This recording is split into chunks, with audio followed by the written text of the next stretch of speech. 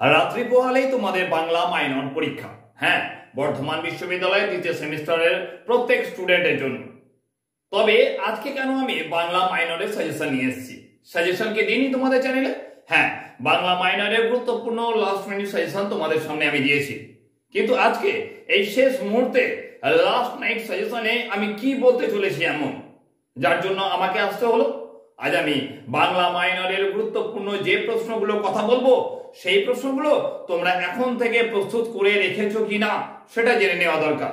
কোন প্রশ্নগুলোকে তোমরা যাচ্ছ আগামী কালকে পরীক্ষা দিতে, সেই প্রশ্নগুলো তৈরি করা বিষয়ে গুরুত্বপূর্ণ যে ভাবনা, সেই ভাবনা নিয়ে তৈরি আজকের এই লাস্ট নাইট সাজেশন। শুধুমাত্র তোমাদের গুরুত্বপূর্ণ প্রশ্নগুলো বলে দেবো তা নয়, তার সঙ্গে গুরুত্বপূর্ণ এসএকিউ প্রশ্নগুলো আজ আমি তোমাদের এখানে দিয়ে দেবো 2 নম্বরের সবচেয়ে গুরুত্বপূর্ণ প্রশ্ন এবং তার উত্তর। অবশ্যই পিডিএফ এর মাধ্যমে দেবো এই গুরুত্বপূর্ণ প্রশ্নের উত্তর। তাই বলবো প্রথম থেকে শেষ পর্যন্ত ভালো করে ভিডিওটাকে দেখো, এবং যে গুরুত্বপূর্ণ পিডিএফ প্রশ্ন দেবো বা প্রশ্নের উত্তর দেবো সেটা কিভাবে পাবে সেটার জন্য অপেক্ষা করতে হবে ভিডিওর একদম শেষ পর্যন্ত। তো তোমাদের বলে দিই, বাংলা মাইনরের যে গুরুত্বপূর্ণ প্রশ্নগুলো সবার আগে তোমাদের দ্বিতীয় সেমিস্টার এক্সামের জন্য প্রস্তুত করবে, তার প্রথম প্রশ্নটা তোমরা করে রাখবে, সমাজ ও সাহিত্যে চৈতন্যদেবের প্রভাব আলোচনা করো। এই প্রশ্নটা আগে আমি বলেছিলাম যে প্রস্তুত করে রাখো। প্রশ্নটা খুব বেশি গুরুত্বপূর্ণ না হলেও এই প্রশ্নকে তোমাদের প্রস্তুত করতে হবে দ্বিতীয় সেমিস্টার বাংলা মাইনরের পরীক্ষার জন্য। তারপরে একটা প্রশ্ন রয়েছে, যেমন জ্ঞানদাসকে চণ্ডীদাসের ভাবশিষ্য বলা হয় কেন? এই প্রশ্নটা 5 নম্বরের গুরুত্বপূর্ণ প্রশ্ন বলবো। এই প্রশ্নটা তোমরা তোমাদের সেকেন্ড সেমিস্টার এক্সামের জন্য প্রস্তুত করে রাখছো। তারপরে নেক্সট যে প্রশ্নটা কথা বলবো সেটা শিবায়ন কাব্যের শ্রেষ্ঠ কবি রামেশ্বর ভট্টাচার্য সম্পর্কে আলোচনা করো, বা রামেশ্বর ভট্টাচার্যের গুরুত্ব আলোচনা করো। এই প্রশ্নটাও কম গুরুত্বপূর্ণ, খুব বেশি না, তবে বলবো এই প্রশ্নটা তৈরি করে রাখো। তোমাদের সামনে বেশি প্রশ্ন আমি দিচ্ছি না, বা আগেও যে লাস্ট মিনিট সাজেশন দিয়েছি তাতেও যে খুব বেশি প্রশ্ন দিয়েছি তেমনটি না। তাই বলবো যেই প্রশ্নগুলোকে এখন বলছি সেই প্রশ্নগুলোকে ভালো করে খাতার সঙ্গে মিলিয়ে নাও, এই প্রশ্নগুলোকে তৈরি করে রেখেছো কিনা। যদি লাস্ট মিনিট সাজেশনটা দেখে থাকো এবং সেই প্রশ্নগুলোকে খাতায় নোট ডাউন করে থাকো, আর যদি তুমি প্রথম থাকো তাহলে বলবো এই প্রশ্নগুলোকে খাতায় লেখো, লিখে নিয়ে প্রস্তুত করা আছে কিনা তারপর সেটা বিচার করে দেখো। রাত পোহালেই তোমার পরীক্ষা। তারপরে যে গুরুত্বপূর্ণ প্রশ্নটা তোমরা করে রাখবে, খুব গুরুত্বপূর্ণ প্রশ্ন, মঙ্গল কাব্যের ধারায় ভরতচন্দ্রের অন্নদা মঙ্গল কাব্যের স্থান নির্ণয় করো। 10 নম্বরের গুরুত্বপূর্ণ প্রশ্ন, অন্নদা মঙ্গল কাব্য তোমরা অবশ্যই তোমাদের সেকেন্ড সেমিস্টার এক্সামের জন্য প্রস্তুত করে যাচ্ছ। এরপরে আরেকটা গুরুত্বপূর্ণ প্রশ্ন, বাংলা সমাজ ও সাহিত্যে তুর্কি আক্রমণের গুরুত্ব বিচার করো। প্রশ্নটা খুব বেশি গুরুত্বপূর্ণ নয়, তবে বলবো তুর্কি আক্রমণের গুরুত্বটা তোমাদের করে রাখো, যে এইটা গুরুত্বপূর্ণ প্রশ্ন হিসেবে আমি মনে করি। তাই বলবো এই প্রশ্নটাকে তোমরা করে রেখেছো নিশ্চয়ই, তো ভালো করে দেখে নাও যে হ্যাঁ তৈরি করা আছে কিনা। এরপরে যে গুরুত্বপূর্ণ প্রশ্ন বলবো, খুব বেশি গুরুত্বপূর্ণ প্রশ্ন, এই প্রশ্নটা তোমাদের বলতে হয় যে সেকেন্ড সেমিস্টার এক্সামে এক প্রকার আসছে বলেই বলতে হয়।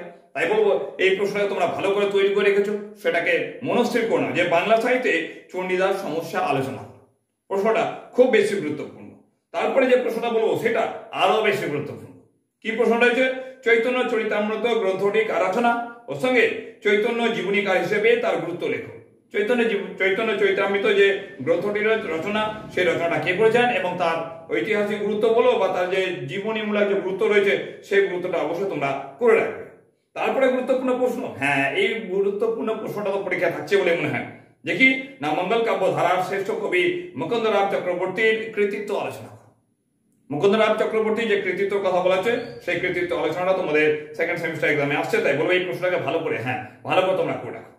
তারপর বলবো যে গীতিকা কাকে বলে, ওর সঙ্গে বাংলা সাহিত্যে ময়মনসিংহ গীতিকার গুরুত্ব লেখো। কম গুরুত্বপূর্ণ প্রশ্ন, তবে আশা করবো এই প্রশ্ন তোমরা তোমাদের সেকেন্ড সেমিস্টার এক্সামের জন্য প্রস্তুত করছো, কারণ আগেও লাস্ট মিনিট সেশনে আমি এই প্রশ্নটাকে তোমাদের তৈরি করতে বলেছিলাম। তারপর একটা কথা বলি যে মধ্যযুগীয় যে বাংলা সাহিত্যে যে মুসলমান কবি যারা রয়েছে সেটা থেকে একটা গুরুত্বপূর্ণ প্রশ্ন, যে মধ্যযুগীয় বাংলা সাহিত্যে সৈয়দ আলাওলের ভূমিকা আলোচনা করো। সৈয়দ আলাওলের ভূমিকা আলোচনা করো মধ্যযুগীয় বাংলা সাহিত্যে। এই প্রশ্নটা খুব গুরুত্বপূর্ণ, বলবো এই প্রশ্নটাকে ভালো করে তৈরি করে রাখো।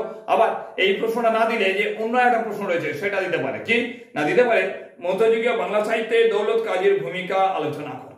প্রশ্নটা খুব বেশি গুরুত্বপূর্ণ, সৈয়দ আলাওল বা দৌলত কাজী যে কোনো একটা দিতে পারে গুরুত্বপূর্ণ প্রশ্ন হিসেবে।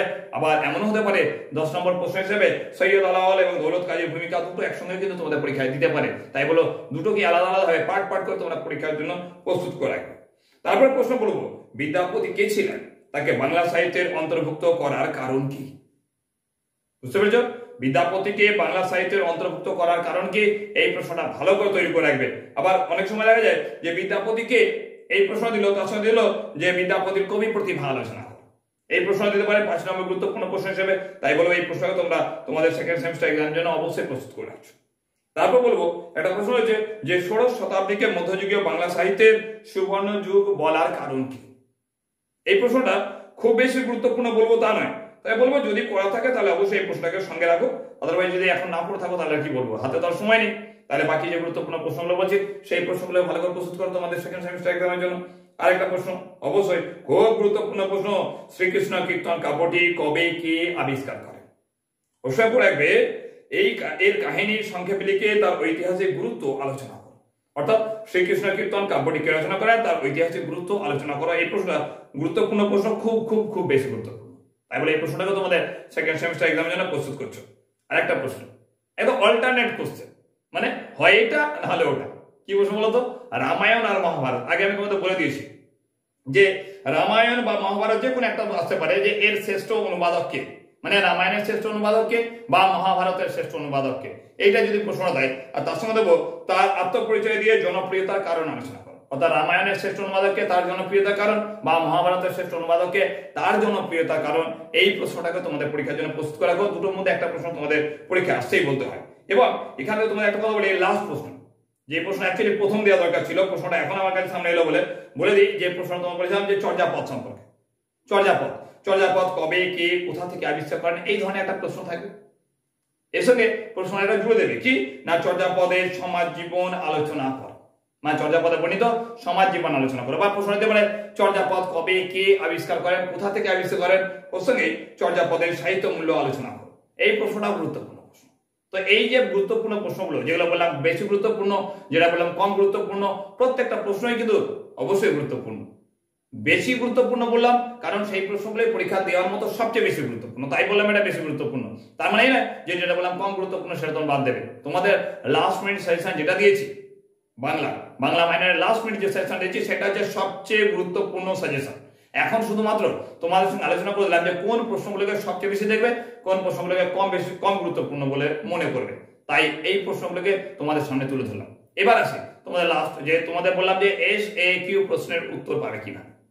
SAQ প্রশ্নের উত্তর আমি তোমাদের বিভিন্ন সাবজেক্টে দিয়েছি, মেজরের প্রত্যেকটা সাবজেক্টের ক্ষেত্রে আমি করেছি। তো আজকে বাংলা মাইনরের ক্ষেত্রে আমি সেই রকমই কথা বলেছি কি না, PDF এর মাধ্যমে তোমাদের সম্পূর্ণ উত্তর দিয়ে দেবো। SAQ প্রশ্নের উত্তর কি করবে, এই ভিডিওটা চলাকালীন প্রথম থেকে শেষ পর্যন্ত সম্পূর্ণ যে ভিডিওটা দেখলে সেই ভিডিওর মাঝখানে বেশ কিছু গুরুত্বপূর্ণ ওয়ার্ড দেখে, যেটাকে আমরা বলছি যে কোড ওয়ার্ড।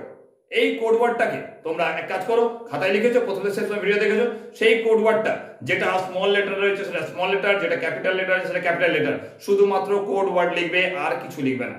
সেই কোড ওয়ার্ডটাকে এই যে হোয়াটসঅ্যাপ নাম্বারটা দেখছো, এই হোয়াটসঅ্যাপ নাম্বারে তুমি আমাকে সেন্ড করবে।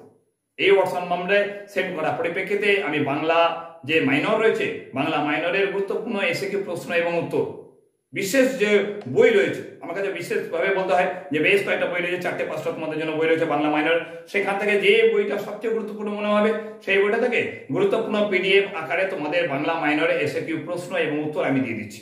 সেই প্রশ্ন উত্তরগুলোকে যত তাড়াতাড়ি সম্ভব পাওয়ার জন্য তাড়াতাড়ি আমাকে মেসেজ করো, মেসেজ করে চুপচাপ বসে থাকো। সময় হলে তোমাদের বাংলা মাইনরে SAQ এর সমস্ত প্রশ্ন এবং তার উত্তর আমি তোমাদের দিয়ে দেবো তোমাদের চ্যানেলে।